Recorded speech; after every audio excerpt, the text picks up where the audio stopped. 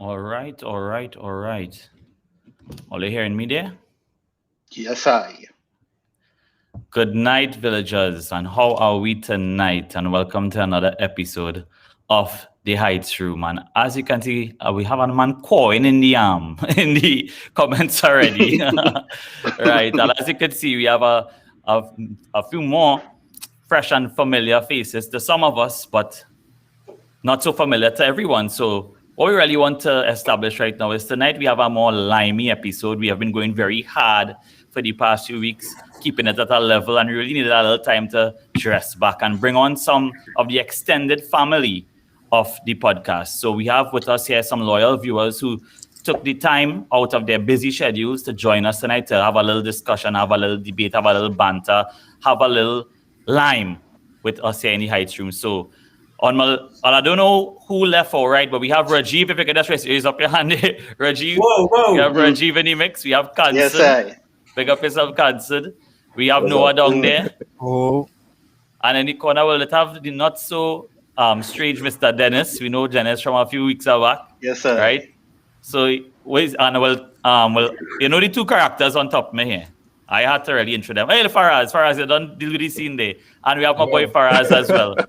Many of you remember Faraz from our first actual Heights Room Yes, podcast. Before we used to go live, we had actually a long format podcast where we had Faraz on talking about the environment and so on. So welcome everyone. Big up all yourself. Oh. What are we talking about? So to start we off, we're going to have to check this segment. So what's the first thing on the agenda? What are we checking out? BLM. What is the first thing on the... Taurean, are you hearing you there? I think Taurean going on the mute side. As usual, I forgot to unmute myself. But after that, we go try to... we can deal with this man who got arrested at the Red House first. Let me see if I can bring him up. Anybody? Up there now. Hold on 1 second. Let me see if I can share it up there. All right. Yeah, we seen Something started. Let me see. Gary, my letter to you. I didn't love it. All the nice parliamentarian vehicles, boys. The CNM, the UNC, nice vehicles. Yes. Big boy vehicles. Yeah. Look, you officers start calling each other. You know? That's why ready to protest. I passing them straight, you know, don't look at them. He's a big boy. Well, this is what I see. The man just walking parliament just so. But he outside. Yeah. Like the public road. Right in front.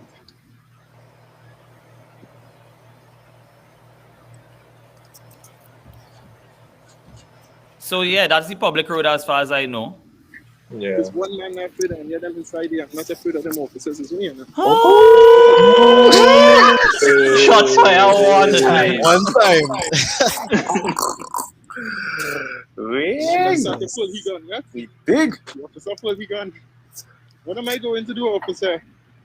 Do I look like I'm in endangerment to the parliamentarians that sit inside? One man guns from the building, are you serious? Well, who knows? You could be the first wave, bro. You could have a suicide vest underneath, you know. Yeah. Nobody can hurt my beloved cams What am I and doing? kids. You see already, yeah? Okay. No, I'm on the public road. I'm on the public road. I'm on the public road. Don't take my phone. Don't take my phone. Don't take my phone. What am I doing? What am I doing? What am I doing? Wow. Right. Wow. A very skillful takedown, I must say. It didn't really take much effort. They got him down to the ground, so they must have been well versed in their martial arts and all of that. But what is all your thoughts on that? Let me start with Leslie. Leslie, you a man out there. You haven't been in here for a while. Yeah. Well, I mean, Babylon strong long time, eh? You understand what I'm saying? So I mean, I grew up knowing to watch out for Babylon, but it looked like he going in to try and take on Babylon in Parliament, you know. But I mean, he wanted to just deliver a letter to Gary. Is it that he But I don't understand. Like, We don't know, right? you see it. Nobody's sure, and this is the thing. This hasn't been covered by any mainstream media. Hey, big up Ashish on the inside. But I mean, Intense is correct. he should still, if he's an activist, I mean, shouldn't he at least set the record straight? Well, anyhow, he might be locked up still, so I he mean, must be in probably jail. ain't get He to. can't You talk. understand? All right, But so- I mean, Yeah, What but- he was well- protesting against in the first place. Well, this is the That's the thing. thing. Again, these people are not well organized. I guess that they don't have the Yeah. backing. I guess it's a No, one-man army kind of thing. By It sounded chance, like you did y'all- was commenting on the vehicles, like them expensive cars, them luxury Mercedes, cars? But I think that was just an observation more than like he calling them out on it as opposed to. I think he was just watching all the big boy vehicle who buying Porsche. Yeah. It's not Prado and thing no more. Man, when Prado was But a I big guess- deal. I yeah. guess regardless of the cause, this is something that you always find happening. I mean, let's be real. This is not like I don't know. I don't know for you guys, but this is not the first time I see police take down somebody like that out too much of a discussion, right? So I mean, Right. it perhaps it goes beyond what context is into the overall issue of how police go about dealing with their interactions with the public, which is a recurrent issue that we always have. True. Right, Yes. right. And we are No. in a state of emergency as well, huh? Yeah. Mm. That- So what kind of powers does that grant the TTPS? Right. So it's two different things we had to look at here. First of all, the big parallel people making, and we pulling back to our episode on Black Lives Matter, right? So we had an episode a few weeks back on Black Lives Matter, the movement, Black Lives Matter, the phenomenon, and a lot of people, like I think Philip Edward Alexander and so on, and just general Right. public too, are saying, where is the outrage for David Welch and how he was taken down and all of that? Now, again, people will jump to say that Trinidadians quick to mind outside business than mind we own business, right? That's what people would say.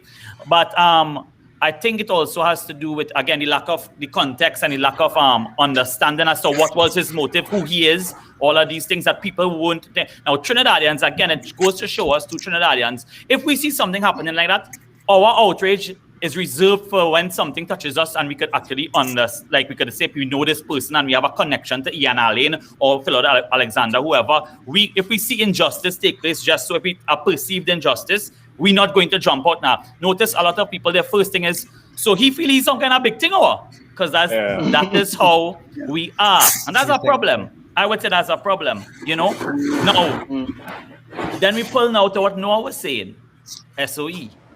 We are in a state of emergency. When we were talking to Fiola a few weeks back on the state of emergency, we were discussing what are the new powers given to the police. And within a state of emergency now, we have a curfew from, certain points at night to morning. That does not mean that during the day, there is not a state of emergency going on as well. When you are in a state of emergency, you give heightened powers to the police. And the police can now act in a manner that they see fit, that may not seem constitutional or whatever. Now, the question here is, we don't know what was the point, okay? How they take him down without any discourse is weird, because you could see from how he was walking towards it that he probably did not engage them from before. So they But, just see him. One thing, right? There was actually a video before this video. I don't know if anybody saw it, but there was a video previously with him coming by the parliament and causing a ruckus, shouting at everybody. So, That makes sense. right. I So was we- not gonna say we see what happened before.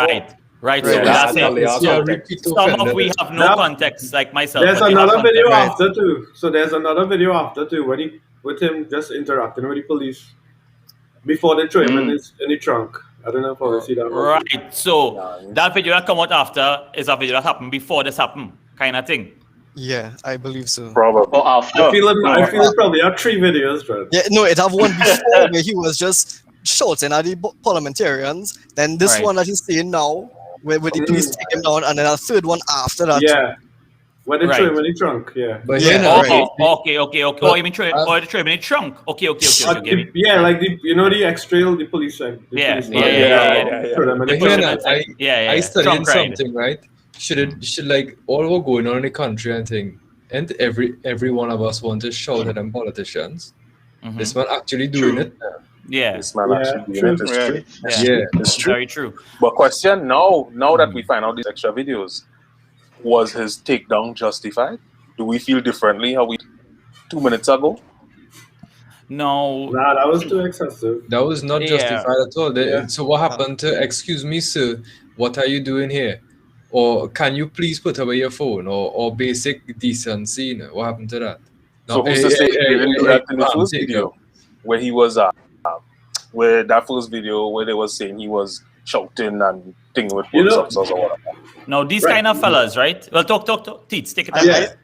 The video that I actually saw was a video of a man commenting on the Crime Watch coverage of that whole thing. So you see in Sergeant Alexander, I don't know if it's Crime Watch now or the name of the shows. Can't keep track of them shows something. But Sergeant Alexander, Be on the tape. beyond the tape, that's it. Yeah, beyond the tape. So yeah, and you hear Sergeant Alexander cheering the policeman on for detaining him, and Sergeant Alexander will be making comments like, "Ugu, you see how unruly he is? Time to trim down," like urging on the policeman in the video now, and like just completely celebrating the whole Yeah. use of excessive force. Like when Tanti watching the Indian movie and she's saying, cuff him in the ear. So yeah, Right. that's how they're moving. That's how they're just moving. Yeah, well, you see, the thing is, right, that this fella would be one of the wave of people who like go live a lot and they cause back and like no, they are like Vicky, Roman warrior, Vicky. That was the woman name? They are all within a network. Yeah, there's a next guy, I forget his name. I think Jason De Silva or something. He's one who does be always live and just bad, like blasting, the governance and thing and smoking weed and carrying on and thing. And just doing it. He don't care. He don't cater. Now there's a wave of people. So there would be many videos with him. So but again, they have they're not mainstream per se that everybody know them. Like we know the. I don't know him from before either. So. Exactly. Yeah. So there is some backstory to it, but the thing about it is now this is what we see now. Remember, Kansan, you would have made this this comment about the common folk, and we not excluding the common folk and their reality and the struggles and how they deal with. Yes, they may not be well informed and they may not go about things the best way, but should we look down on them and say, well, these not how you carry on about yourself, or do we empathize with Vicky and people like David Welch, or how should we really handle that? You could probably comment on that. Well, to me, I think it speaks to something it speaks to the fact that we don't have freedom of speech enshrined in our constitution, and it immediately goes to that where you find some people in society always have an attitude where someone don't have a right to express themselves or to make noise about a particular topic. You know what I mean? So I think that it kind of goes into that territory when we looking at this in particular. Definitely. It's not that the common people don't have actual concerns. Is that perhaps what's going on is that they don't have the right outlet to have their concerns amalgamated in a nice, pretty format that everyone else can accept it and digest it. So it also speaks to how we look at our national sector and service sector, because how much do we think about engaging the public as customers of the government in that sense, and how do our representatives see us in terms of being the people that they have to serve? Because that's really where it is. If a bunch of people are online and a community of a few hundred is forming around a topic, there should be someone who has some sort of sensibility or duty towards looking into that, right? Now, definitely. That also says that we also do have that propensity to seek leadership, but I think we have a right to. We always like people criticize Shuniz and saying, well, you guys don't know how to lead, you like to be led, but I mean, at some level, don't we need that level of support? If like that, we're talking about the hoi polloi or the regular people here, right? Mm-hmm. They don't have sometimes as simple as knowing the difference between local government and your MP and the different roles there. Right. They don't know where to take their concerns or issues to, so they end up making noise in front of Parliament. Is that an issue? Yeah. Yes, definitely. But I mean, Yeah, I mean, one thing though, I mean, I would also like to give perspectives from different places of the world. I mean, Dennis, you have that kind of aggressive police hunting in Silicon Valley. I mean, it's IT men, so I mean, it mightn't be so big and rough, but I mean, generally they give that kind of roughness. People Well, I always mean, from like, Zuckerberg.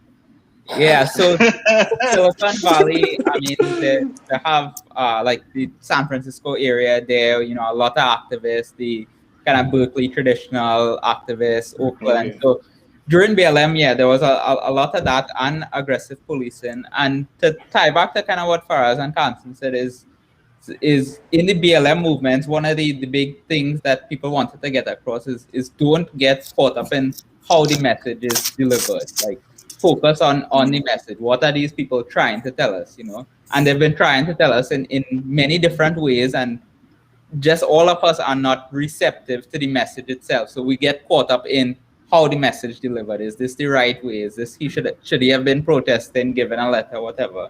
Right. And it is fair to analyze that in the context of, you know, national security and things like that. But the bigger picture here is that there is a message being delivered, right? So Right, that is true. What really was in that envelope? yeah. So yes, Yeah. Yeah, for real. Yeah. Once it's not on trucks, right? I mean, it'd be interesting to know that in terms of, is it that what he was dissatisfied with how Gary Griffith on it? Was it about crime?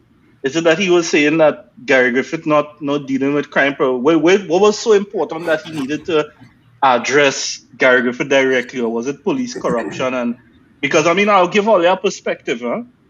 How just about Gary Griffith? So much thing going on in Trinidad right now. Yeah. Take your pick. Well, remember Gary Griffith up for re-election just now, eh? Yeah, It is in our mouth. Yeah. talk about that. Yeah, so I mean, people basically doing their assessment on should he continue as top cop or not. Right. I mean, what all you think he should continue? From what I can see, most people are rooting for him to be re-elected. From what I can see. Oh yeah. Yeah, most people, yeah. Most people do. Same. I mean, Gary has his, But it's his populism. fans. It's populism. He has populism PR. Yeah. This is Exactly. He has of that. Exactly. Yeah. Exactly. He's a salesman. Yeah, just But today at I the- was. at the same time, he has been He's a brand. commissioner for what, like He's a 3 years, brand. 3 years now. Yeah. Yeah, 3 about years, that.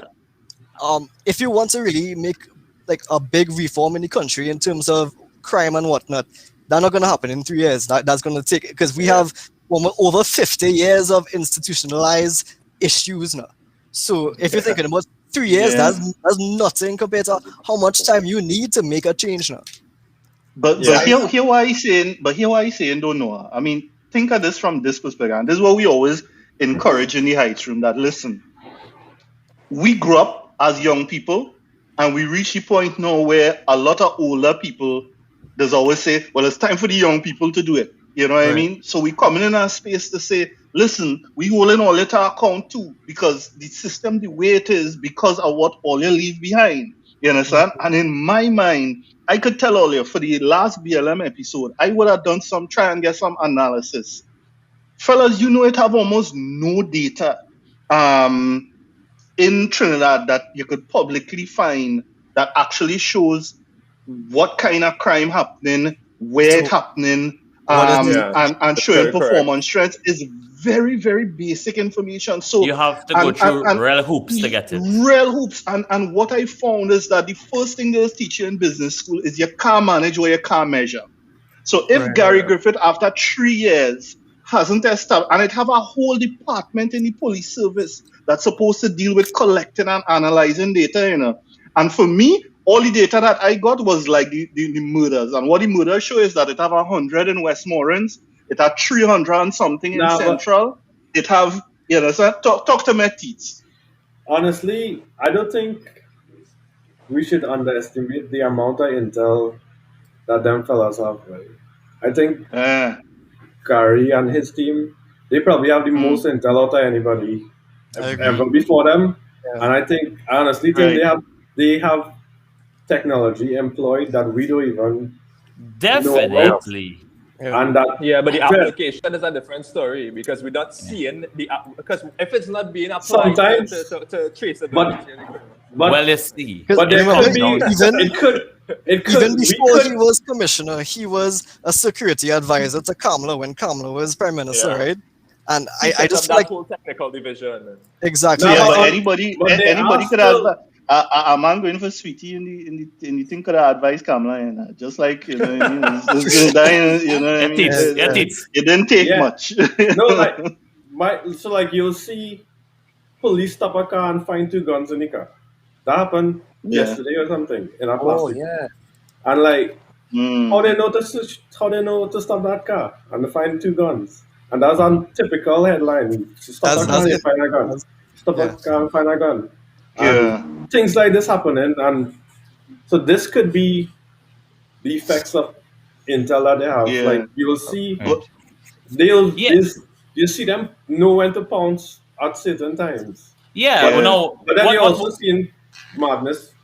what, Like what happened with that man on the pavement there. That's yeah. Well, what we have to That's a different understand story. is that the police does have technology that Plenty, can do yeah. very Real dread things. things. You notice how whenever a high-profile case takes place, they do trace phones with IEMI number, whatever you call it, and Apple and contact Yeah. Apple, and like they get to the bottom of things real easy once the need Yeah. for it arises. You know, and it really comes down to when does the need arise and what factors go into the need arising for that kind of treatment. But I think what Leslie was talking about as well is that how the fact that we, the public, that don't have general stats Yeah. that we can Yeah. pull from. Yeah, you see, Yeah, But so if they they have have no so much accountability. intel. They have we don't intel. have access to it. We don't have access. Yeah. But they have And- But let's and let see. me not forget. Let me not forget that under the ruling of well, not the ruling per se, but under Faris Al Rawi as AG, the law was made Next character. that the government and the authorities can tap any phone, any email, any convo, any telecommunications they feel to. If they see the need to, they can do it. They are allowed to do that.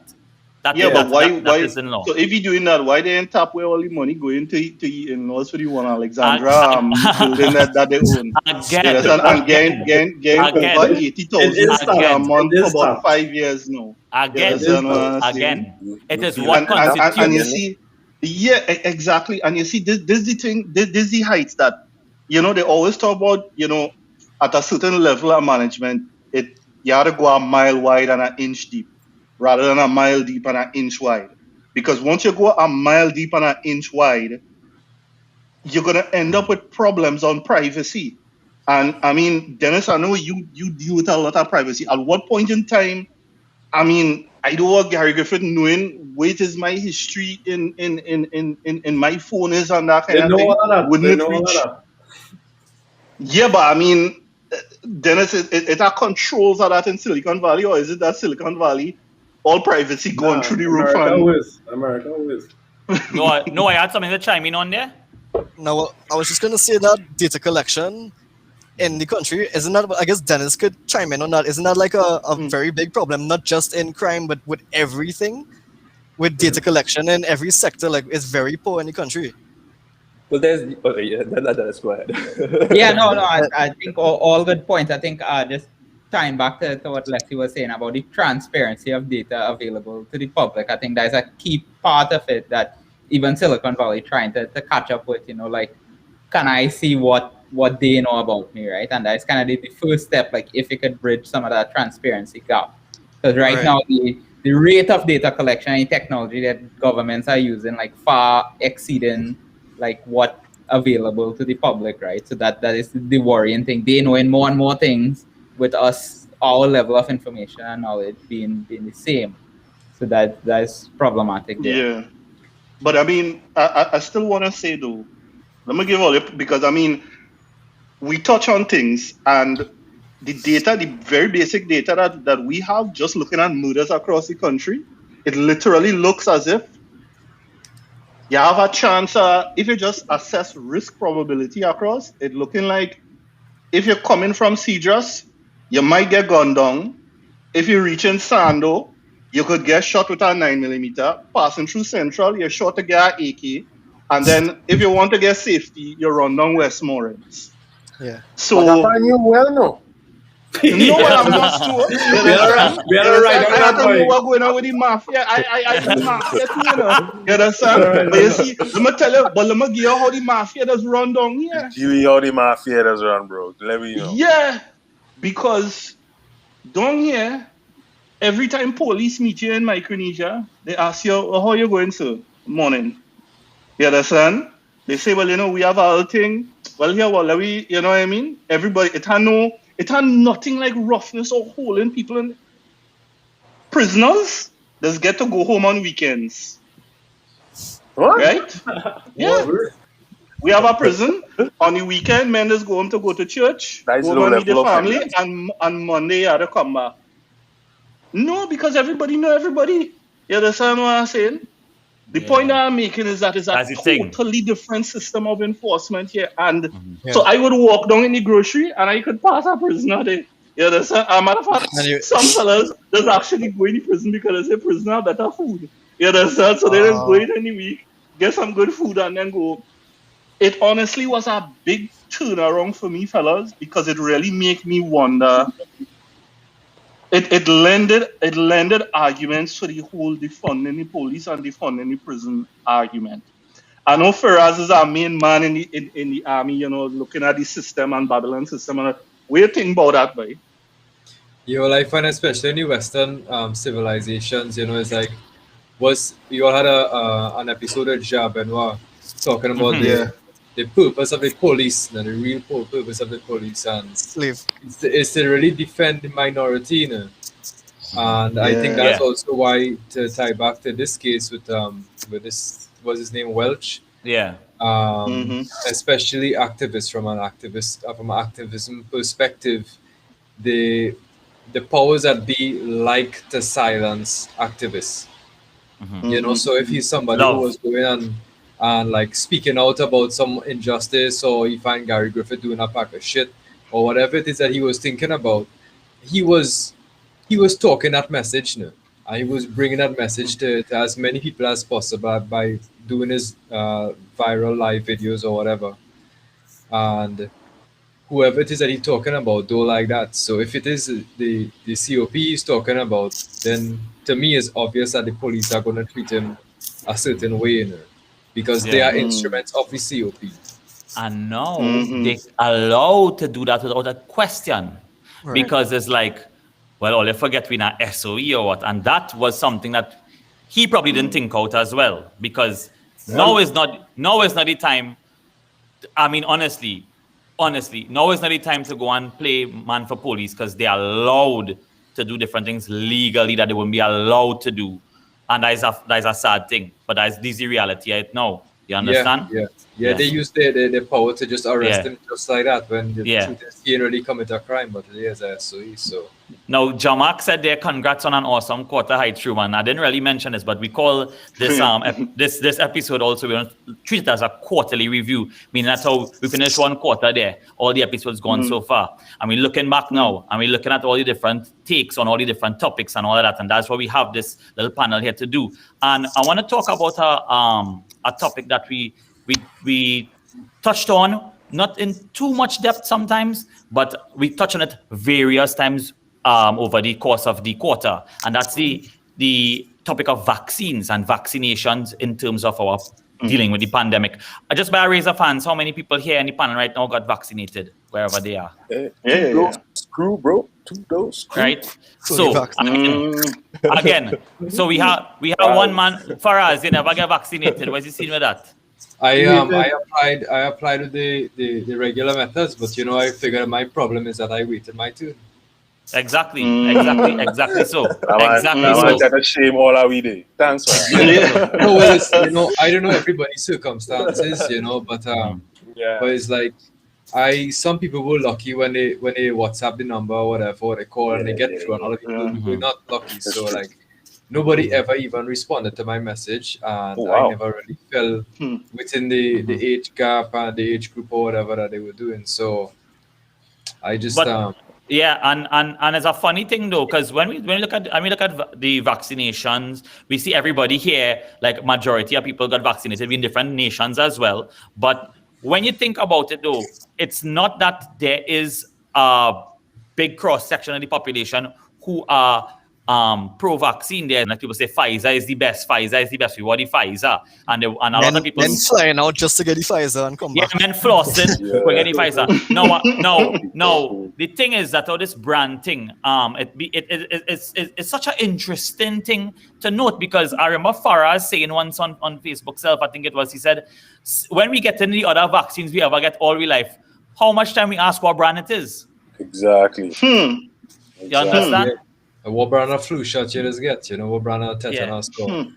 Yeah, we don't know. Now, obviously, with the heat that is on this situation with the pandemic and thing, obviously people looking at certain things. But then there's the whole issue of the Sinopharm and certain regions not recognizing the Sinopharm because their FDA, if you want to call it that, like in America, they didn't recognize it. So they're saying that they're not taking people in with that a vaccine. And I see that as something that will change over time because of just how everything is. But again, that is a very controversial thing. And it gives people a lot of it gives people strength in saying, I have taken that. You understand what I'm saying? What did you all do? Anybody could chime in. What do you all think about this whole thing about vaccines and the different brands and people holding off and getting the Pfizer and all of this? What was your take? I would just say very quickly that it's a very small group of people playing using all these vaccines as geopolitical footballs. Yeah, it's all for profit. You know? Right. You're talking globally for us. You mean like globally? Yeah. Globally, yeah. Governments and everybody is involved in that because you have countries saying we're not accepting vaccinated people from this brand. You know, you have governments saying that, the EU says something like that as well, you know. Yeah. Why is that? Well, isn't it mostly because I think China not giving up the day behind their vaccination. So people, when you say yes to approve something, you want to know what behind it, and if you ain't getting that information. So what are we talking about there in terms of information, like just generally speaking? The trials that they did. What trials did China use to say the vaccine is okay? Right. I don't know. I didn't really see anything. Now, not to say that I didn't really search, but given that you came across generally everybody trials and things that I didn't really see nothing about Sputnik, didn't really see nothing about the Sinopharm. I was checking up Canada website the other day, and I see some that I didn't even hear about as vaccines. You're hearing that Cuba vaccine have a right up high efficacy rate. So it's like, but you ain't nothing about China on too much. So, but as a man say, Sinopharm is who approved. I think on that note of Cuba, I think Cuba has vaccine sovereignty now because they're producing their own vaccines, which I think that is crazy. The fact that you could produce your own vaccines and it working, like, that's crazy to me. Yeah. And Cuba known for that medical. Cuba big in the medical. That is not I'm genuinely not too surprised at that when they come out. You always know there was a possibility that they might have come big. But again, people not support them. People not support that because it's Cuba. People not like that. The thing with the efficacy number anyway, right, is that you should see how they calculate efficacy itself. It's not like in a blind test. Let's say, for simplicity's sake, you have 1,000 people who were given a vaccine and 1,000 people who were given a placebo, and then from the 1,000 that vaccinated, let's say 5 people get sick, and from the 1,000 that were given the placebo, 1 person gets sick. The efficacy is the ratio of the amount of sick from the vaccinated versus the amount of sick from the unvaccinated. So the efficacy would be 5/6. So actually, I typed myself there. It'll be 1/6. Yeah. Somebody call Syria. Call Syria.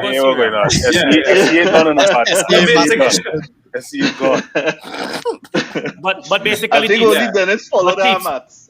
Basically, you're trying to get at what point there?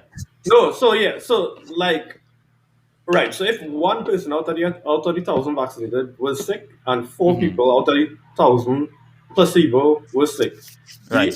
the efficacy of that is 80% then, because there's Right. 4/5. Right. Yeah, 4 over the total, and it Right. is And so it's not like out of 1,000 people, one person gets sick. So it's not like 99.99%. Then right. is the comparison of the ratio of the actual people, the actual small number that got sick, with the vaccine versus the placebo. And then the Yeah. next thing too with the different brands is that each of these trials would have been taking place in different parts of the world at different periods in time. Correct. So so when Pfizer was tested, COVID numbers was real low in the US, and Pfizer ended up with like a 95%. And Did they when test in like Venezuela or some? Pfizer is just Venezuela. US. Pfizer is just US. Yeah. So And and like the Astra was tested in like Africa and Europe and thing, and each of these tests have different strains, and it just you can't compare them with each other equally. Then yeah. Taurean, pull back up Samantha Sanka comment there about when you look at the global demographic, and I want to really shed some light on that, which is a very important point she's making. When you look at the global demographic being vaccinated with Russian and Chinese manufactured vaccines, the current accepted vaccines model is not economically sustainable. They will have to change that in coming days. And that's what I was saying, that it obviously at some point, this thing about, well, we're not taking Sinopharm. And as Swati was saying, is that in those nations, they are dealing with Pfizer and Moderna. So they expedite the use of those as the means of coming in, right? Because they don't have, that familiarity with the Sinopharm and so on. So what I was thinking about is a lot of people also would use this in their arsenal to say, well, that is why Sinopharm not good or whatever. But in my estimation, as Trinidadian who could not travel, and that kind of thing, and we've battling a serious scene where one of the worst countries right now at rates. I not going and say I not taking something because I can't travel right now, because I can't travel right now anyhow. You know what I mean? So to me, that was my understanding when it comes to taking the Sinopharm, because I took the Sinopharm. And I didn't think although I thought about this thing about not being able to, I was like, well, I can't travel anyhow. And if I never had to travel, I'm not traveling tomorrow. you could actually travel though. You could actually travel. Like you could buy a ticket to New York and fly and get through with a Sinopharm or with AstraZeneca. Because US not. Because like just last night, I spoke with one of my friends who went to New York, and I asked her, so she out Lyman dread in the States, them back to normal. Them It sounds like you're talking about Stephanie. It sounds like you're talking about Stephanie. Yeah. Stephanie likes yourself. Yeah, so I asked her, she have AstraZeneca. I asked her what was this situation there. She said everybody just normal. She said there will be some private events where the person throwing it might request like only vaccinations from a certain brand, but other than that, the general population, like they don't even immigration. When she was passing through to go to the States, they didn't ask her for proof of vaccination or anything like that.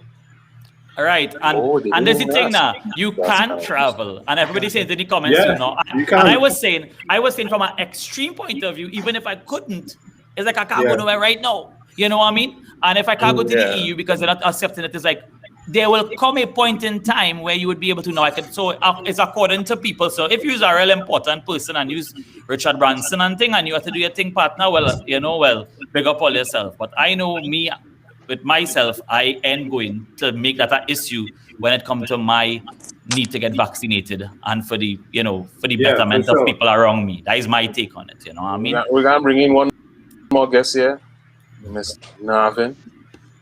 Oh, Navin, what you seen, my brother? You're inside. You're hearing me. You're seeing me. Navin. You're looking lost. I actually have my page not loading up, and I have a black screen. I hear nothing, but I don't see anything. Don't worry. We hear and see you. Once you hear, we can look at that, I guess, pretty well. once you hear we, right? That will be No, good good night, because everybody. we senior and you're looking good, partner. Don't Good study it. afternoon. You just keep Yeah. just don't dig your nose and think we senior, right? Yeah. And Somebody so disappear. Taurean gone. yeah, well, Taurean is a Yeah. man usually goes into the darkness after a while. That is a familiar Like thing with Batman. Taurean. He's the Batman at the heights. All right. You know, So let's just bring Pause. it back. So let me just take the topic. Well, switch topics now as we are doing this for review of certain things. And let me just ask people. Last week we had one of the most, yeah, Dread. how to put it, amazing Rambunctious. feedbacks and like in terms of numbers, right? We had about 200 people watching, and it was due to the topic. The topic was one that a lot of people hold dear to them. The topic of LGBT rights. In Trinidad and Tobago, a lot of people are passionately against it, and other people are passionately in support of it because other people belong to that community. Now we had James Lancer on, who had a lot to say about the topic, and a lot of people felt as if he got too much of a platform to peddle his heights. Does anybody here who looked at the episode have any kind of feedback whether they thought that we gave him too much of a platform or that kind of thing, or is? Let me hear that, Teets. Now he got a platform to voice his views, and I think it was equally. I don't think he was dominating the whole thing or like influencing anybody, like Right. the masses against anybody. So Right, and I find I actually think he get a kind of ambush. Yeah. Take a real job in. He was very brave to come inside our room. Yeah, and I much big ups to James and major big ups to Terrence as well for coming on. It's not very common for people to come out who belong to that community and speak up. I'll let you guys know. I told people last time I contacted more than one person to come on behalf of the community, and for different reasons. They committed and they stopped. They pulled out. There was that confidence to come on screen on our platform. We don't know where the video going to go and talk about your sexuality and your identity and all of that. It's very hard when you belong to that community. And we want to big up Terrence for coming on, and James as well, because James, knowing that Terrence was coming, it would have also been a bit of a challenge to know, well, I have to come and talk about this with someone from the community present, because that's not a normal thing. Well, as a viewer, right? Maybe I didn't join at the beginning itself, but I don't know if it was like if each person's sexuality was introduced. So it took me a while to realize to figure out who on which side and who on which side now. Me too. Is when he started to forget the acronym. Yeah. I was like, you the disrespectful one. All right, cool. All right, cool. Yeah. That's how I knew who it was. People in the comments were coming for you too, Cutter. They were trying to ambush you because you began to engage James in a conversation, but you were just trying to clarify some things, I believe. Yeah. People were saying. Yeah. No, but it's good to get him to say his things. Yeah, good to get him to voice. What happened? Let him get out. Yeah, what happened there was that a lot of those people who came on were first-time viewers and maybe last-time viewers as well, because they just came on because of LGBTQ and they wanted to see what's going on there now. I think James' family was in the chat too. Yeah, and they were people who just came to support James and so on. And a lot of them were coming at me because they come on because James would have painted it as a debate, when it's not. Heights Room is a place where we come and we banter and we talk about things. It's not a debate forum per se. And he knows how I came into contact with James was challenging him. That's how we know each other now, because I challenged him on one of his posts on Insta, and we got talking, and I say, I want to hear you talk about this with me on the show. So let me link up. Was that the post with the cross? Yes, the cross in front of the LGBT flag. I believe I've seen that country.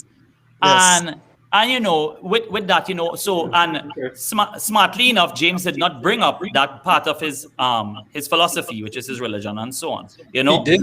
He was the one who was talking about race and religion all the time, and I'm just there like, really? But what you're doing is very white.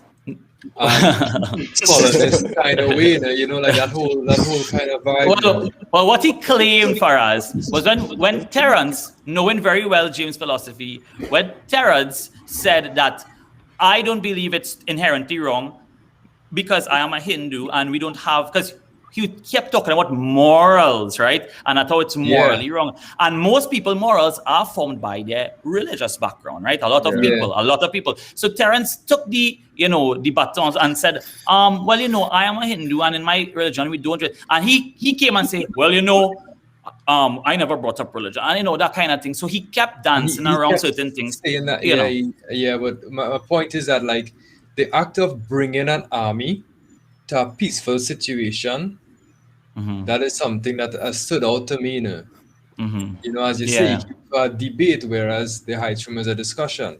And the whole act of bringing this kind of violent outlook. And an antagonistic outlook to a supposed peaceful situation. I didn't like that. There was a repeated justification using the comparison to murder with homosexuality. And I find that was a bit erroneous to compare murder to homosexuality. Yep. And I called him out on that. No, because remember, at the end of the day too, everybody gland is raised, Leslie gland had raised with the Petrotrin one, and that kind of thing. Everybody's got a gland raised at certain points. So me, I got my little gland raised there. So when that was Teach's fault why my gland had raised. Teach was the agitator. Teach was the main agitator in the comments that day. He was the guy that day. No, the thing, and that's the thing about it now. People could have their differing opinions, and that doesn't have to mean that people have to disagree with each other as people. You understand? And that with James, I still in contact with James about things about the episode and getting him certain stuff. And then because at the end of the day, he's someone who's at least trying to put his thoughts forward in a way that we can converse about it now. However, it was very clear to me that he was not prepared to answer certain questions properly, like straight now. Because he kept saying certain things that I call him and I say, what makes it wrong? Up to now, me again no answer. And kill James dead. James come out and mash up the debate. But I mean, one thing I would say though, fellas, is that episode, and I mean, Qatar will big you up publicly here. You know what I mean? Originally, when we had planned to do that episode, we were going to do it like many of the episodes before, where we didn't get guests who represented opposing sides. And Qatar was the one who actually pushed and was able to get these two people, which was a lot of work to get this on. And what it created is literally another kind of episode for us to do in the Heights Room. And what we realized is that it's like a whole new heights now. You understand? To have two guests of opposing views, it brings out a whole next level of heights. And the heights that comes from it is that we could all still coexist. That Heights Room is a place where you could bring very diametrically opposed views, but it could bring out another level of heights because people would at least appreciate, well, it have another side to the story, and it have a sensible other side to the story.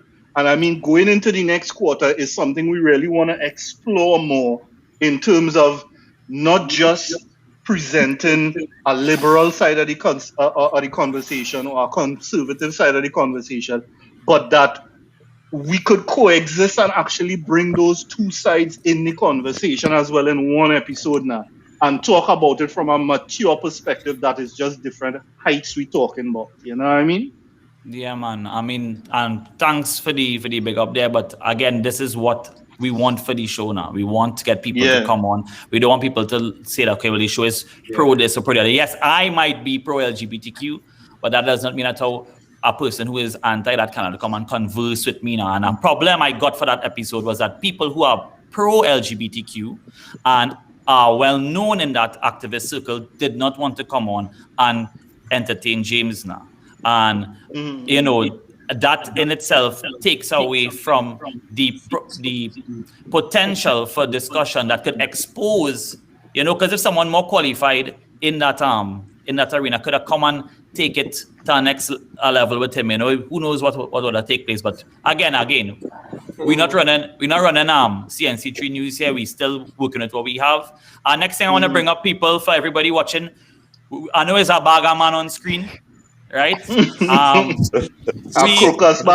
We do want representation. You know, we wanted to have a few more females on the screen, but again, we had to work with what we have.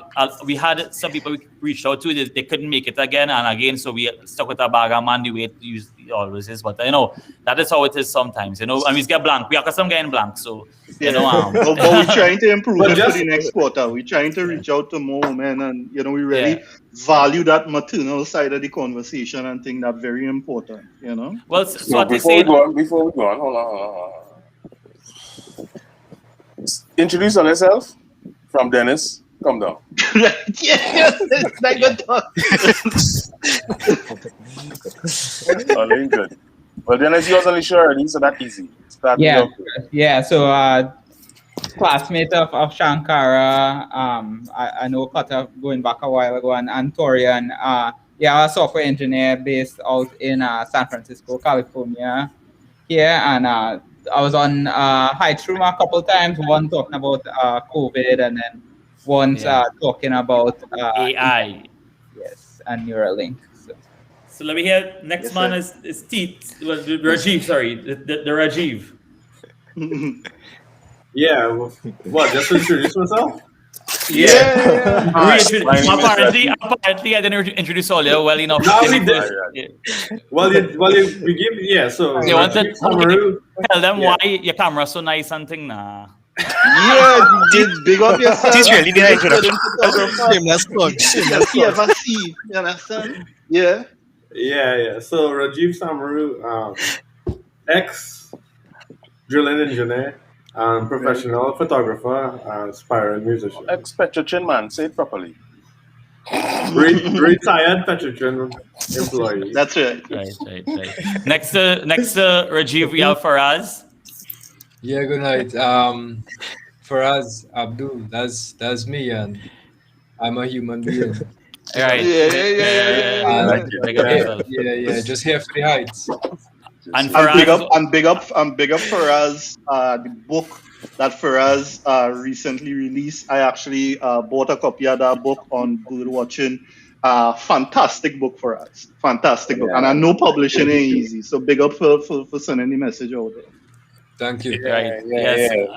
Funding not easy either for us. For that free plug there, I don't know. Appreciate the plug.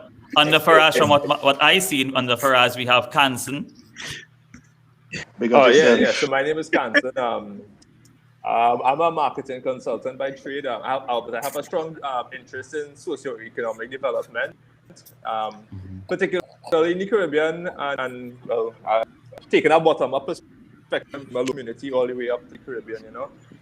I think it's really important to have forums like this where we could discuss things from both sides and kind of get to understand and unpack things a little bit more, understand each other in this little island a little bit better, you know.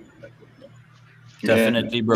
Big up Kansan, and I would say Kansan. I mean, I really want to give a big up for the comments. It's real insightful comments that when we debriefing and thing, we just really think. You know what I mean? So big up them comments. We appreciate the support. We miss you in the last episode. You miss you. Next to Kansan, we have the young man Noah. Hey, good night, everybody. My name is Noah Rahman. I'm 22 years old. I'm a business student. I'm an entrepreneur, I would like to say, and I'm also a musician. Yeah, he's a drummer. He's a drummer. Another general in the comments. He's also play guitar and thing too, but you know, it's fun for our part. Is how the drummers multi-instrumentalist, you know, but drumming, we don't have much at all here. That's the main thing. Nothing in the corner. That's probably more skills.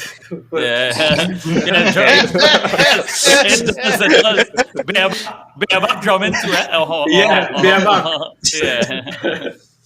Right. As Buddy say, easy on the eyes. Yes, nothing. Let me hear you. Everybody else pan hard. Navin, you there, bro? Navin, can you hear me, bro? Navin Navin. Babulal, former classmate. Yeah.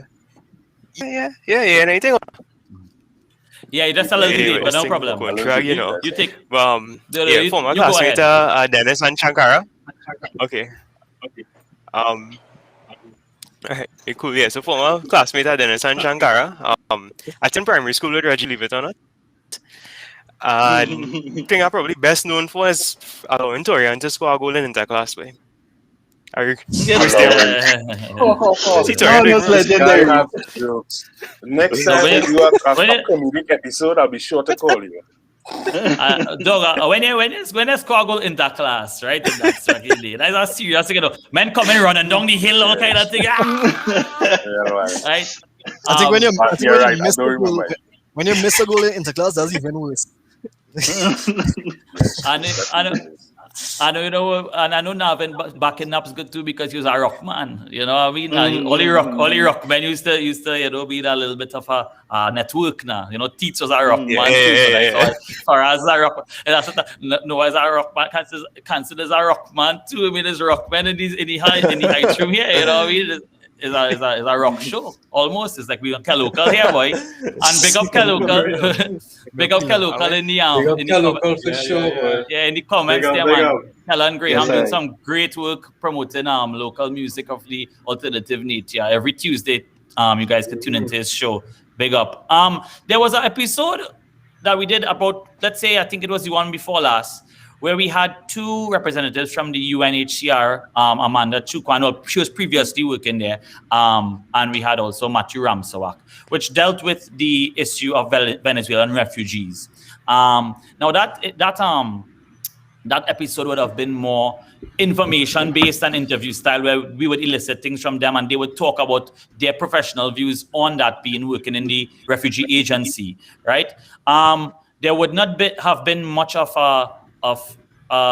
avenue for discussion on the realities that we deal with when we interact with refugees, as we say, on the ground. So let me start off by asking anyone in the panel what are their views on the refugee crisis and how Trinidad is handling it, because I would call it a refugee crisis. If anybody wants to take me to task on that, I would call it that. And I'm not saying a crisis in terms of it's their refugee crisis, and we are experiencing their mass immigration due to it. So somebody jump in the fire here and talk about that.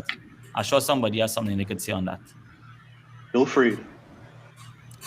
Well, that was for me, it was informative. Yeah. I have been living in the US for the past 14 years or so. So for me, like, this is something relatively new, the Venezuelan situation. So I found the episode to be very informative in terms of the technicalities. Like, this is a refugee versus a migrant, things like that. But I think, I am interested to know kind of the local perceptions and kind of the political perceptions of how Venezuelan migrants and refugees are viewed. I mean, I kind of see the memes and all that on Facebook, but it would be interesting to hear from someone in that community or hear someone who has strong views on it. Hopefully the next quarter we'll continue that conversation by bringing on someone who belongs to that community onto the show. Now, with the refugee episode and the ad we put out, just like the LGBTQ ad, those are very polarizing topics, anti-immigration and anti-gay rhetoric filled up the comments, right? Those ads would have been pushed, sponsored, and went all over, right? So it was on people's screens all over, and people just jump out themselves, and they mightn't watch the show, but they just see something saying, "Heights Room is a place where you express yourself," and they see a picture and say, "Well, I'm going to write something," right? And again, a lot of the common folk or the average citizen of Trinidad and Tobago, they have a lot of hateful things to say about Venezuelans, right? They think that Venezuelans are a strain on our society. They think that they come here to take everything away from Trinidadians. They think that how some of them get personal and talk about how the women come to take the men and things like that. And the xenophobia in relation to their existence here in our country is very, very high, Dennis. It's really, really, really high. So the memes and thing are just a funny byproduct of how much xenophobia there is. But It really, but Kota, I mean, one thing I would say is that I find, I mean, when we send out the ad, so much xenophobia comes out and that kind of thing. And what I saying is that, well, come on the high stream and talk, because when we try to reach out to these people and say, well, listen, come on the thing and express your perspective, because it is a perspective. And I mean, growing up in South, I could tell you that is a lot of perspective that people have. They say, well, you know, Benny woman and them coming and take your man and that kind of thing. And what we're saying is that everybody talking that outside. So come in the Heights room and talk about it. So I mean, this is more of an invitation that we putting out there for the next quarter. That listen, people who have the thing, their perspective, come on and talk about it. We welcome all your position. You know what I mean? As we say, we want to show the two sides of the conversation, because that was the one thing that, for me, I didn't like with that episode. The episode was gained one of our greatest amount of traction. But everybody was pro, yeah, let the Venice come in and treat them humane and that kind. That's an easy thing to defend, you know what I mean, in our forum, but that's not the reality on the ground. Plenty of people in South is like, nah, always a strain and ting. So I find, you know, people who have that opinion should come out and talk about that. You understand what I'm saying? And as the man say, you know, is quite right. You know, is not really very. Everybody does call them Bennies. So it's a matter of, well, okay, if you're doing that, well, come out and talk about it. You know what I mean? And what we're saying is that we guarantee that the Heights room will be a space where you could express that position, as we saw with James. You understand what I'm saying? And we want to allow for a lot of that. You know, I see Faraz wanted to say something. Jump in there, boy. Yeah, nah, because it's like just as the episode of James, I genuinely wanted to know how and why somebody could have these kinds of views. Like how could Yeah. you know But for us, relationship. remember what difference is that to Trump policy? When Trump brought in the Muslim ban, when he said he wanted to build the wall, Right, and he right, got 73 million people that voted for him. right. So I clearly wanted, it have people, But but I they think- want to. correct. Yeah. So I genuinely want to know, like, what Yeah. would really make these Yeah. decisions, you know? If somebody so, like, is so it goes xenophobic, back to the- what I think makes this- them so xenophobic? let me hear Kansen there, and then we hear Navin after. Yeah, to me, it goes back to like with Trinidad and our history. Perhaps it goes back to the fact that because it's something that you see with migrant groups outside of what you could easily assimilate into the current ethnographic makeup of the country, right? So we see this when we had the little influx of Chinese laborers, right? There was a big Right. controversy with them, and anytime you see a dog missing in your neighborhood, it's because the Chinese people living down there took it, right? And we create these stupid little myths and stuff, and it's similar how we perpetuate it. Now it also goes back to the way and the real impact that happens to the people on the ground, right? And I mean, we have to forgive them for their inability to, and I mean, it sounds bad, but their inability to organize and express their views in a way that we want to take it, right? Now, they do, in fact, they have in fact been replaced, by and large, that vulnerable population who would have been doing those menial works. By and large, it would have been supplanted, even down to the Royal Castle and KFC jobs started to go to the Venezuelans, right?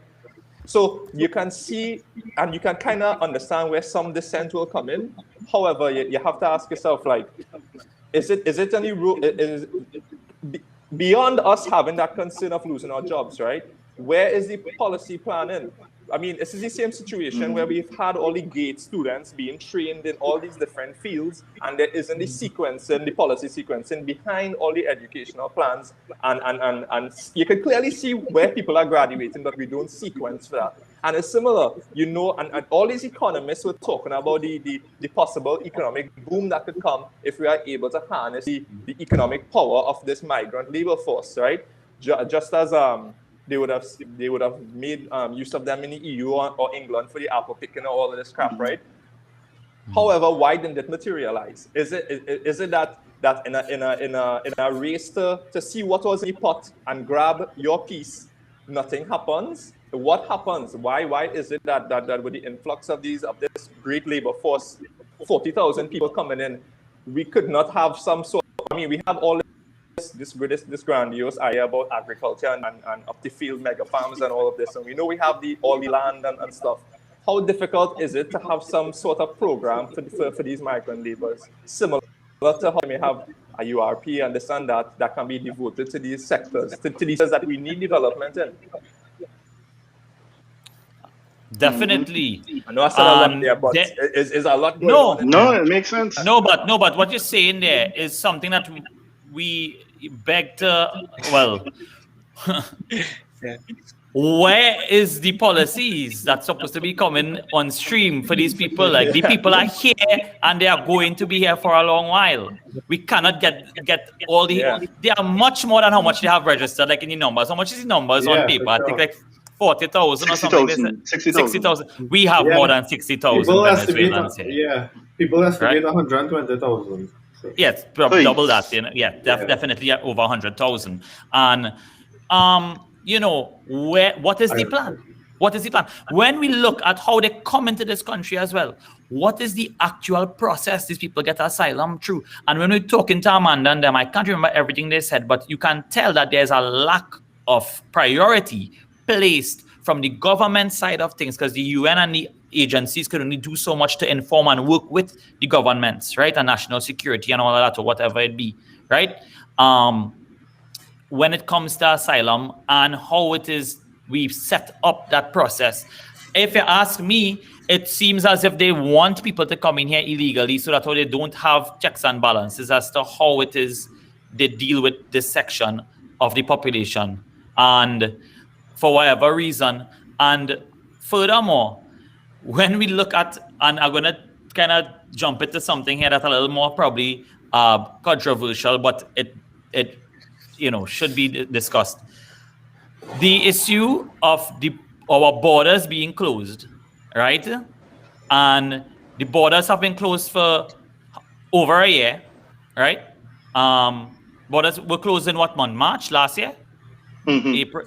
April to March last year, the borders were closed, right? Actually, March. And we still have the borders closed, but we know that our maritime borders are not closed. And porous. And we have a refugee crisis going on with Venezuela in all territories around Venezuela, right? Mm-hmm. All territories around it. It's not just Trinidad, it's Colombia and so on as well. They have much more Venezuelans in Colombia because obviously size and all that, and there's not a maritime border and all that. And the point is it not clear that the authorities slept on the fact that we have this to deal with, and if we are closing off our borders, how do we deal with the maritime border? And now we have a situation where the virus it went to a whole other level. I cannot say for sure that it came because of the maritime border, but there must be something at play there, because it's only logic. No, I don't know if all could agree with me on that. Yeah. But I mean, one thing I would say though, Cutter, is that this to me really comes from a broader topic, which is one of the topics that I was proposing that we do before the year is out, which is the whole concept of borders. I just remember the outrage that people had when Trump started to talk about the wall and Muslim ban and that kind of thing. And I just find it so strange that, a few years down the road now, we talking exactly the same thing. Yeah, and, true. I mean, we only living in Trinidad. Trinidad only has a history of 50 years. Who is the US to put a border and say this is Mexico and this is... I thought it was all Mother Earth. And why I say that is that one of the topics, as I say, we wanted to talk about later on is the Trans-Arabic Oil Pipeline. Because people are always thinking, if you notice, Syria always in conflict and this kind of thing. If you feel borders bad on we side, Iran, Iraq, Turkmenistan, Turkey, and why is the Americans always coming in to try and set up that border? And when you find out about that pipeline, you would understand how critical Iran and Syria is for controlling that oil moving from one side to the other, and it's conflicts going on hundreds of years. Same with the Israel-Palestine one, which to me I think needs a bit of unpacking because I don't think anyone really clear, and it will have some interesting sides for and against. Noah, what you say about that? I think another perspective we have to entertain is that the whole human rights commitment we have as a country is a big thing too. Because I feel like national security, they tend to, I mean, it is a big issue, border control and everything, but national security tends to put that as a scapegoat. When I believe the Refugee Act, it was what, 1951 or something. That is our human rights commitment as a country to give. We have agreed to that. Basic, We have agreed to that publicly. Give basic needs to these Venezuelans, and then as you say, like we kind of come like it's like Trump now, like we basically banning these people like the same as these Muslims, and I find that's kind of hypocritical. Yeah, Navin, what you say there? So I it had many things that went from where we start, but I agree with Noah to some extent. But we also had to think about where you offer them, where you offer refugees, right? Where if a refugee comes here and then their living is lower than what they leave, so it's something I feel like you need to be able to do in a sustainable sort of way. So it can't be a free for all. Everybody will suffer, us and people who come in. So and I mean I hate for it to be like a luck of the draw kind of thing as well. It needs to be planned, I guess, and very much in alignment with what the UN could provide now. I feel like this whole Venezuelan issue, if you like that, the one it shows us, as you raised, Shankarah, is that we was upset when Trump say certain things, and you're right. A year and a half later, we saying the same thing just directed at other people, right? And it is kind of give you an idea about how Trinidadians just think like we on the surface, and then we another way below that, and we another even below that. And I feel like what this shows us more than anything is sometimes we could be a very inward-looking people with this default to tribalism thereof.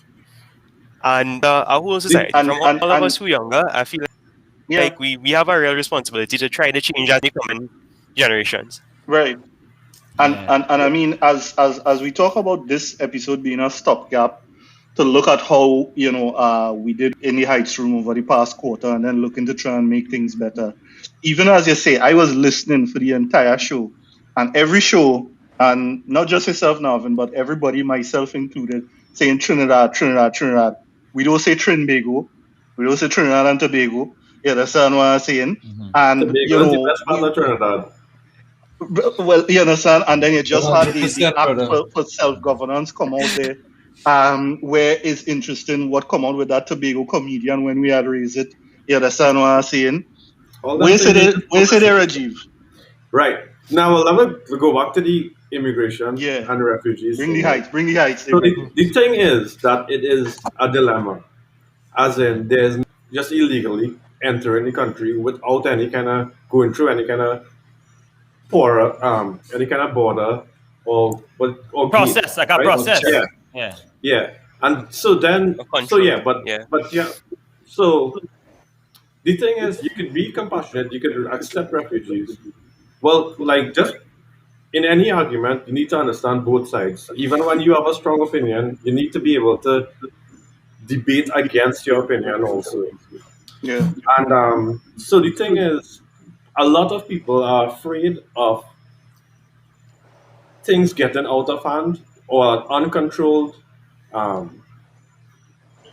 exodus of people from Venezuela into Trinidad to the point where it becomes uncomfortable for Trinidadian citizens to just to go about their natural business. And then the thing too, we have there are refugees who genuinely coming in seeking asylum, running away from some kind of harmful life. But then we also have human trafficking. We have people who purposely brought here to work as sex slaves and whatever else, who not fleeing anything, but they actually abducted from their homes or misled to think that they're going to make money as a waitress to give to their family. And now their passports being stolen from them. And so there's nothing to protect these people from that also. Because So, there isn't and when any you are a government, right? priority. Yeah. So imagine you are the prime minister, and you now have to come up, work with your parliament to find a way, to find a solution for this. It is a very difficult thing to do. I think And it's a simple situation, For us, yeah. Rajiv. There are two reasons in my opinion. First of all, the southern border is wild. Right. Physically, it is very difficult to patrol that shoreline. And secondly, complicit people, right? Yeah. So Coast Guard, police, Definitely. relevant authorities, and like those. To me, those are the two main reasons why we have porous borders. To an extent, because you guys mentioned Tobago, it kind of speaks to the fact that borders sort of they erase the history of an area, of a geographic area, to an extent, because by and large, Tobago has a separate political history and formation from Trinidad, and for instance, the THA was around way before we had a parliament in Trinidad and this kind of thing. So it's difficult for Trinidadians to even appreciate a lot of the sentiments that Tobagonians feel, having lost the ability to govern themselves and become joined to us, right? And even with the long history between Trinidad and Venezuela, how does a strict border policy play out to the role that the sea played as the indigenous highway for the indigenous people and that kind of thing?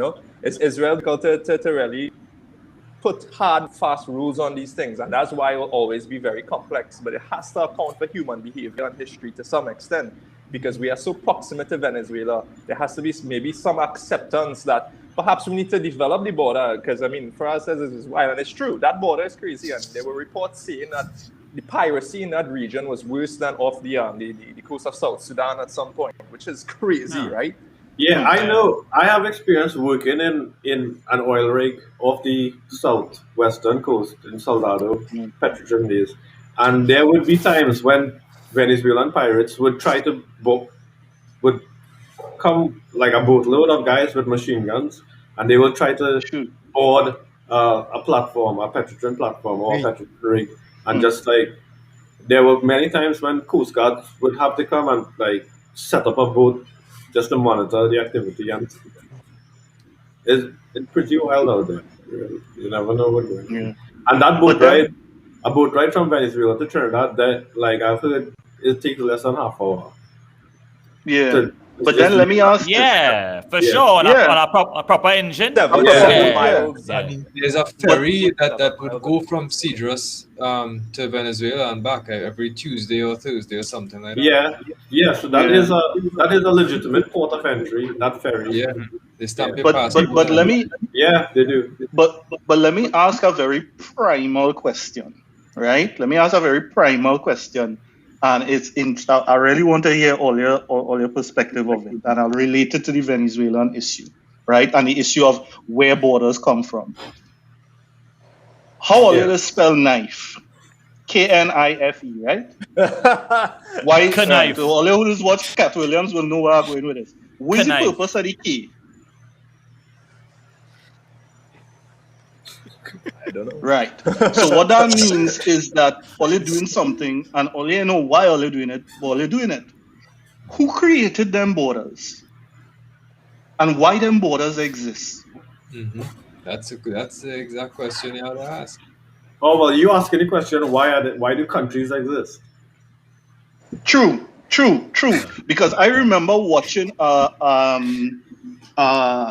a discourse from Minister Farrakhan on West Indians, and he was saying that these islands, fighting against these islands and that kind of thing, and he said you need to give up this colonial identity of West Indians. This is Columbus who gave all of that. All is much more than that. You are a child of the earth, and you can't let people take that identity from you. Now, I understand where you're coming, and I think one of his people, Brother David Mohammed, does a lot of similar chats and that kind of thing. So maybe we'll try and see if we could reach out to him to. We should get David Baba to come on the show. Yeah, and easy. talk about that. No, he ain't easy. But what's the reason for countries? And I'm saying that because in a couple of years I go in and produce a fiction book about Antarctica, and they said, "Well, ever hear about the Antarctic Treaty?" That maybe can't go there. Yeah. No, the Antarctic Treaty is the big countries of the world already divide that and say who go in and get what part of Antarctica, and it really make you think. It's something that So you can't help but wonder if the problem that we in is created by someone else. And Megatron or somebody's supposed to be there, right? We don't feel guys are just a thing of what characteristic of species do that, see? To create territory. Let me get in that height, Let me get in that house. I'm feeling like Roger in this one, but big up Roger. I tell you already.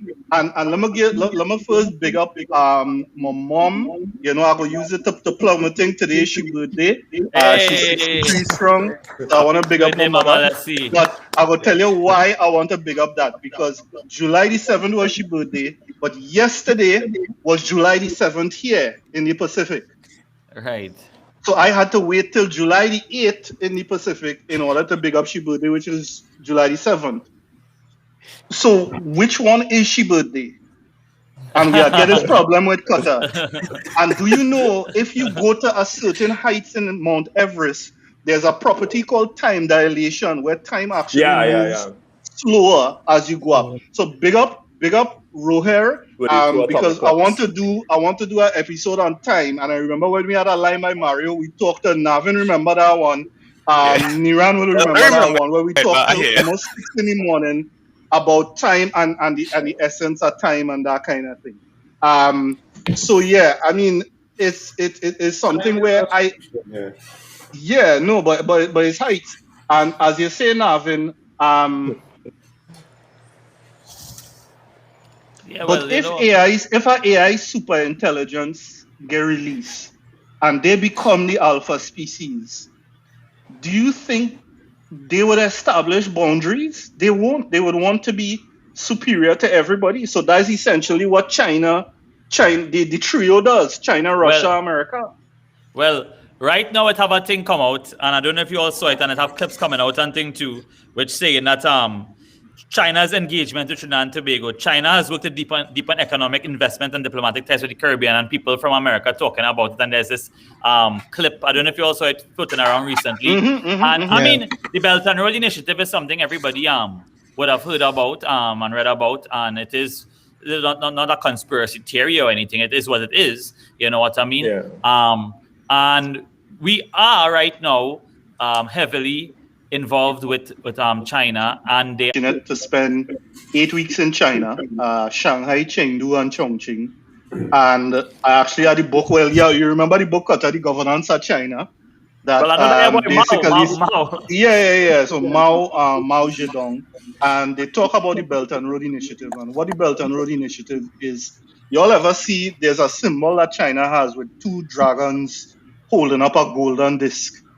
And that basically is the symbol of the dynasties of China. I think you see it in Taiwan a lot as well. And what that is that they basically say in their history and their mindset is that over dynasties, the Chinese Empire will rise. And the Chinese Empire are those twin dragons holding the rising sun. And that sun will represent the earth. So they actually see themselves as being that overall empire. And how they do that right now is through what I would call economic colonization. And if you look at the entire belt, Turkmenistan, Kazakhstan, they target countries with Taurean, I like my debt to GDP ratio stat. You understand? But their statistic is very low. So in other words, they do massive projects that you could never pay back for. And that government-to-government arrangement, when the country can't pay it back, it becomes a province of China. You understand? So that we are going on there. Rajiv said China just functioning as an alternative to the IMF. Yeah. True. What's the difference with getting IMF money? Our next one bought Everest Israelites. Yeah. Yeah, Navin. Yeah. No, I'm gonna say the difference between China and the IMF is the IMF will place controls on you. Right. Mm-hmm. You didn't think about that, man. Yeah, but the Chinese control coming after when you can't pay. So it's just a matter of when the control coming. One is an illusion and one is another illusion. There you go. Well, I mean, there you go. If you're borrowing money, money, later. if you're borrowing money to do unsustainable projects, right? My classic one, my partner says the highway to Toku. That is nothing is getting me vexed like that highway to Toku. But anyway, and build up on that side. I mean, you take the least sheltered part of this island and say, yeah, go and build up on it. That's real money washing. But anyway, and they're going to. You'll ever realize why there's not many financial analyst jobs in the country. Mm-hmm. It's because of how much corruption we have in our books. It's because they don't want people looking into the monetary aspects of that. That's why we have no financial analysts, no business analysts, not much of them. And there is potential for a topic for we to talk about Dana Sitahal 3 years later. What happened with that? Exactly. Definitely. Mm-hmm. Well, known for corruption, worldwide. We known for corrupt. Let me tell you what we real bad in, eh? We real bad in corruption. We real bad. You can't touch me. What you mean? We real good in pollution. Pollution, what dog? Pollution up top, right? Disease, like diabetes and thing. Can't touch that. Come on. Cancer. Poor customer service. Right? I mean, come on. We beaten them.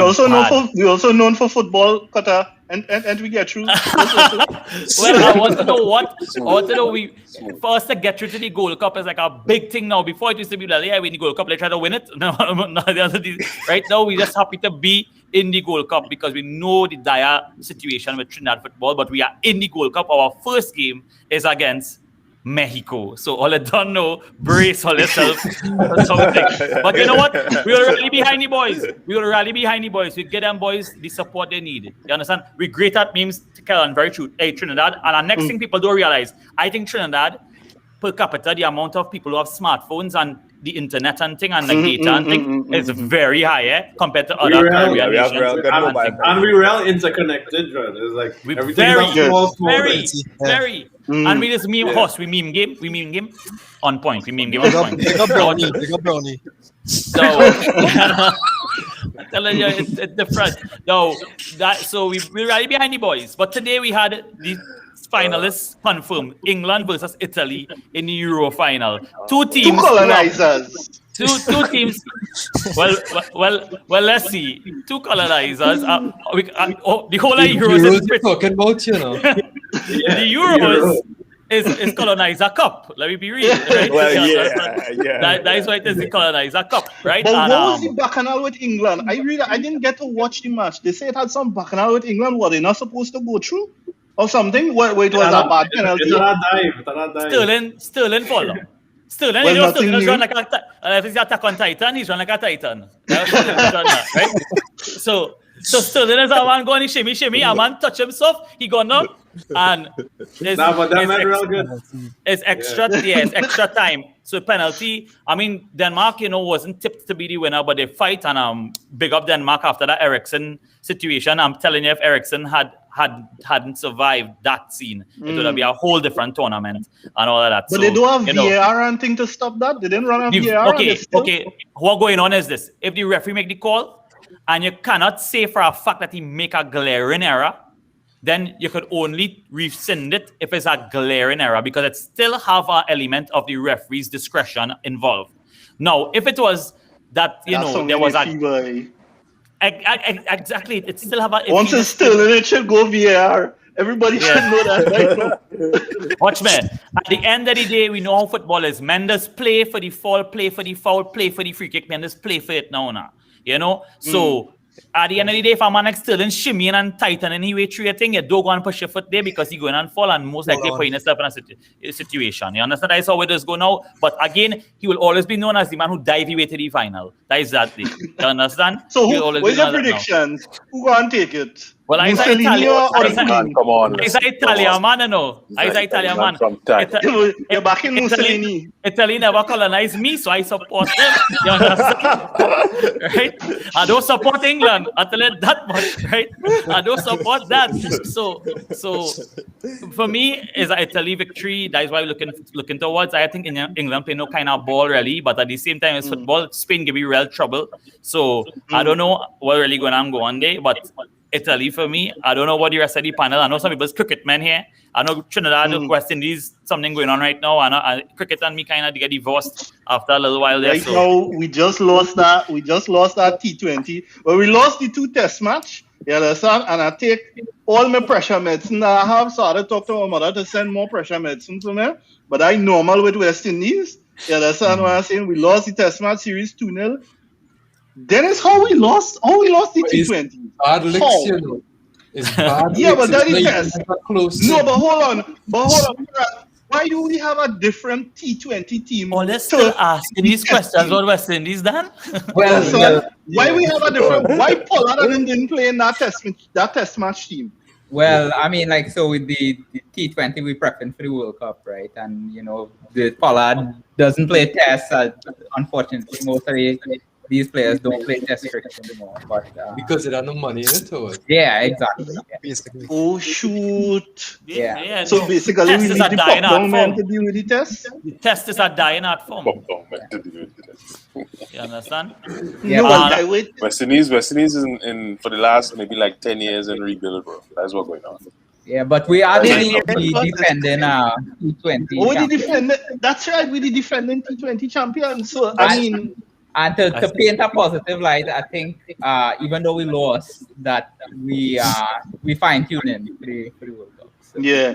No, because you see that Pollard, that Pollard 51. Pollard make 51 of 21 and make we win the game.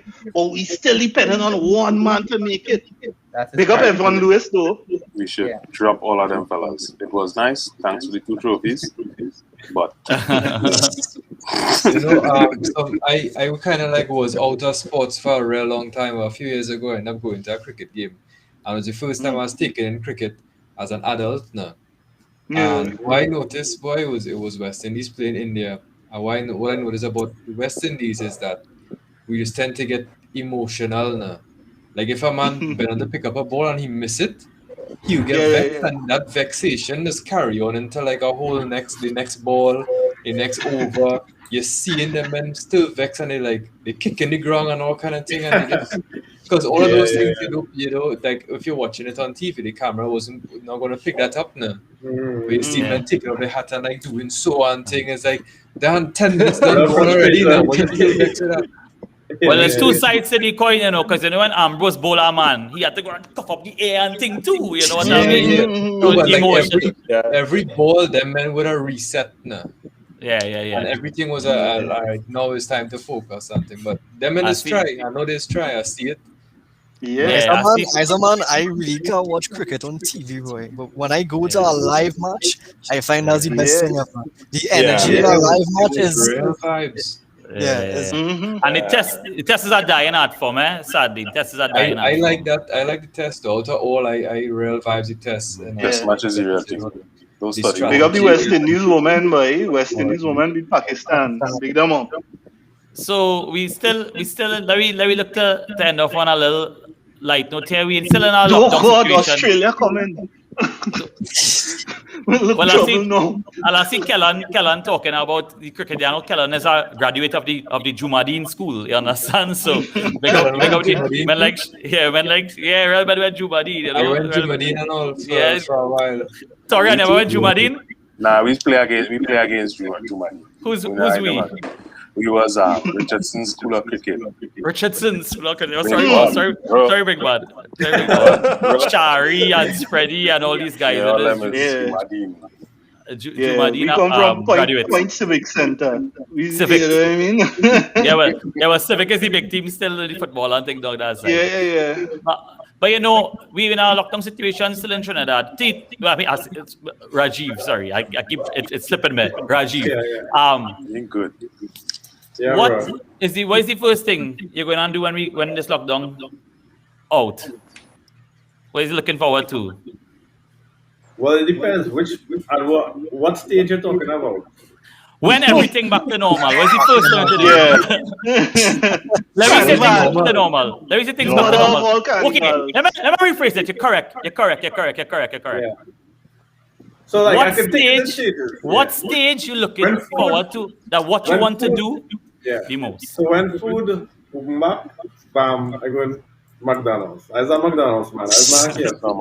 Wow. honestly, McDonald's chicken better than KFC chicken. I will just say that. Hey. Let's not get carried away here, bro. Tell him that. McDonald's are the best. I will say Royal Castle. I find is better than KFC. Yeah, but I don't know about McDonald's. Nah, McDonald's chicken is one of the best chicken in the world.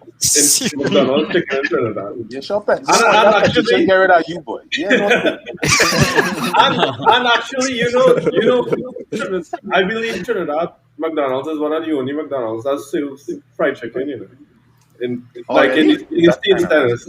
You guys in the States, you all have fried chicken in your McDonald's. No, but yeah, when you say fried chicken in McDonald's, I was like, what are you talking about? I mean, they have McNuggets, but they don't have fried chicken. Right, yeah, but our actual fried chicken, like a leg and thigh, is tastes that better, that beats in any KFC. Pagras. Well, no. Tell me. But what are you looking forward to? Yeah, I know you're looking forward to something very different like chicken. On our grill. I think travel in a sense, you know, to start to show people what we have here and to go other places and see other things, you know. But they're not in a hurry, you know. Whenever it comes, it comes. Yeah. So what about the safari that you guys had to put off? I didn't really introduce myself, but one of the things that I do is a safari guide now. So I just waiting for that to be normal then, you know. But if for some trips you had to wait, like if you want to go and see gorillas and things, you had to wait because you don't want to infect the gorillas and all kind of things. So it'll depend on the state of the world and the health of the world in general. But definitely just wait and see, you know, whatever happens. Ready?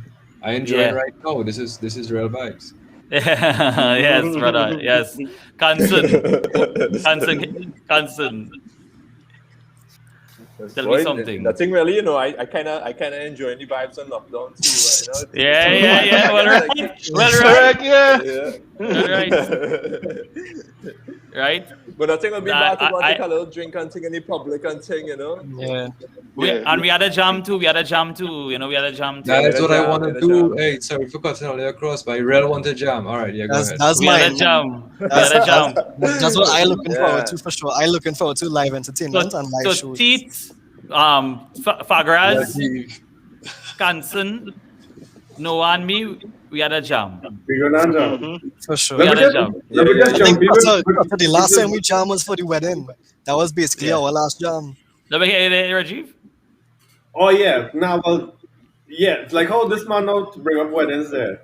The biggest thing, honestly, that I'm looking forward to is just a return to normal business now. Like my business as a wedding photographer, everything completely dead for like the past couple of months. Yeah. So the biggest thing to look forward to is just a return to business as usual. That's what we're looking for. Definitely. A lot of people, you know, that's the reality. You know, that's what they want more than anything. Like a boy, you know, Kello in the comments there, you know, people in the entertainment industry. You know, it's been to say it's been a hard time is an understatement. You know what I mean? And we've seen the impacts on all the businesses and the economy and people closing and all the different things. So, you know, we could only hope that we could everybody could get back into that mold as soon as possible. Navin, what are you doing? for me is just to be able to go outside without any kind of having to do any kind of extra planning, like to overthink your next move as soon as you pass the gate. That's what I'm looking forward to the most, actually. Definitely. Well, I Relaxing a little bit. will go a rock show. Yeah. That can't happen, Trinidad. Pre-pandemic, is that any rock show in Trinidad? Come now, man. Boy, It's a little vibes, man. you're getting tired up. You're getting tired up. You're going against. You're going against. Plenty shows. You're going against. You see now, you're going against. You're going in a petrol train, walking at your head, and you forget about the small man. We still having shows though. Right? But yeah, we had it. But yeah, Buster Jam fella as well. You see. Dennis, he having a time. Every night. Dennis, you open already? Yeah. Check Dennis' name. I like that name. I like that name, Dennis. Yeah. Yes, seeds. We had to get there, walking. We had to organize. We had to get there. If it's not walking, Hellfest self something. Or Beast Fest self or something. They're taking Beast Fest though. Well, let's see you all over there. All never had COVID. COVID even exists by all you. Yeah. But my thing is that, I mean, all you talk about cricket and that kind of thing, I could tell you, when you're stuck outside for over 2 years, cricketers be a sweetness. I just get up 3-4 in the morning to watch cricket and things. So I could tell you, I'm looking forward to Paris's mother of all carnivals next year. I could tell you that. You understand? There's a sweetness with that. You understand? That's how double. So. Oh God. Yeah, boy. Yeah, because you on the other hand, before it had any kind of thing to you outside there, so you need to come. Yeah. When things lift off, you still there. When we lift off, and we go down the road and everything. January 2019 is the last time I reached home. You understand? Yeah. So, you know. What's the closest thing to doubles it had in Micronesia? Nah, nothing. The closest would be Fiji, but the closest the Fijians would make would be like roti, like a wrap roti. Mm-hmm. But that is the closest. You don't have anything like pulori and bells and that. What about the alternatives like dosa and them kind of thing? It have anything in wireless like that? No. That is India. Yeah, I know. What I'm saying now, like, I don't know what to call it. What street food? No. Their cuisine is more Taiwanese, Indonesian kind of thing. Not really roti and thing. It's the Fijians that would have that kind of vibe. And rice. The only thing you will get close to more rice-based kind of thing. But the closest thing to that curry is just a roti itself. You understand? So your boy had a cook. What's like your typical daily diet in Micronesia? I am interested to know, was he... For me, you have the restaurants, so you have like a Chinese restaurant, and the Palawan and Pohnpeian food and that kind of thing, which is like rice, very meat heavy, so it's a little difficult for me. You know what I mean? Yeah, because we don't really have curry. So for me, I just cook every day. You know what I mean? So I just do all the cooking and that kind of thing. A lot of roast food, dasheen and provisions and that kind of thing. They have a lot of that. They're heavy on that. You know what I mean? Health thing. Yeah. So if you're an unhealthy eater like me, pressure in the camp. You understand? So I just had to cook my macaroni pie and all them kind of thing, But it's nice vibes still. It's nice vibes, Too fast to Rihanna. What you saying there? when you touch back down, what's the first thing you doing? No. You see, the thing is, I was fortunate enough to keep working throughout this pandemic and not even work from home. I was going to work. So my routine really didn't change too much. I like the order and pick up thing outside vibes. I hope that continue when everything open back. So really business. I guess be good to see people again. I start back seeing some people now. Outdoor visits and thing, outdoor real nice now. So yeah. Well, when you who video stick there, Taurean or who? Taurean. I seen Taurean pretty good. And what's going on there? unless he bad talk. If you No, but Kellan wasn't senior too, so I guess it'd break up for some people. But you know how it is going to Alright, Matrix. you're live there. You're live But there. I want to say, well, Taurean main thing was he good to go. He good to go. He good to go, right? Oh, man. So the burrito boys lime. So, yes, it's there. Yes, I want to big up final every and man well. here who come out and lime with me tonight, and everybody in the comments. Yes, I want to big up Dennis, I want to big up Rajiv, I want to big up Faraz, I want to big up Kansan, I want to big up Noah and Navin, right? This is the extended fam, you understand? And everybody in the comments, all it could be in the extended fam and come on screen and talk. Let we know, shoot me a message that we know what you're interested in talking about. We will let you guys know when the next quarterly review is up. We're looking forward to our new quarter, new episodes, following up on some old stuff. 12 episodes is a quarter. You know, we just do it. And I would like to say thank you to the internet for allowing us to have 10 people on. And, and we didn't really, I didn't really see any big stickage and thing. It wasn't bad at all. It's just Taurean in the end. Taurean had Taurean is like the Buckley we alone, boy. The Buckley we alone. You know, if Taurean do something. Barney, this is something we discussed a very long time ago. So comment soon. Yes. Yeah. Okay, Vani, but we're bringing on Vani for sure to chair that one. All right. Yes. Bringing on Vani, and Vani go bring the posse. All right. Big up Michael. You had to come on the next wrap up at the next review. Right, because Everest is Real Heights. Okay. Thanks to my router. Hey, Kevin, boy. If you notice, all right, there, but watching Uncle Sheriff and them right here, by the out there. All right, so I come to get some serious internet speeds. So anyway, everybody from all of us here at the Heights, thanks for live with us tonight, and we hope to see you guys next episode. In the comments, getting on while. Right? Don't get too down with the lockdowns though, you know. Everything gonna work out for we, you know, and pick up all yourself. Later. Stay safe. Later. Yeah, All right, guys, take care. Bless. Yeah, man, Kellan, bless.